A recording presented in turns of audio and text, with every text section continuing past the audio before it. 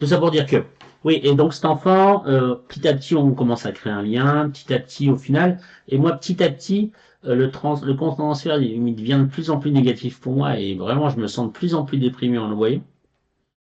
Parce que petit à petit, au fur et à mesure que je vais le voir, je m'aperçois que c'est un enfant qui s'enferme.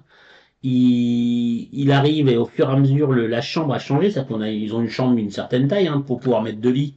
C'est des chambres qui accueillent deux enfants, quoi. Là, en l'occurrence, lui, il était tout seul dans cette chambre parce qu'on était encore dans la période Covid. Euh, et petit à petit, je m'aperçois que le lit, petit à petit, il se pousse contre le mur, contre la fenêtre. La table, elle se rapproche. Enfin voilà. Donc en gros, on était sur sur une grande sang. Et puis lui, il prenait que ce bout-là, quoi. Il prenait 2 mètres, même pas 1,50 m sur toute la longueur, et tout le reste était vide, quoi.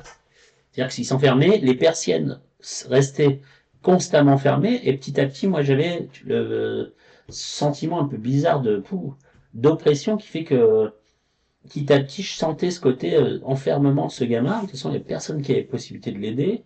Il n'y avait pas moyen de pouvoir le. C'était pas. Pour eux, c'était pas assez psy, donc il y avait pas on l'emmenait pas vers l'hôpital des ados. Pour l'autre, c'était. On est dans ce truc vraiment d'une violence énorme. Et, euh, et là, c'est le moment où on est une séance, un moment où je vois qu'on arrive. Là, c'est le matin.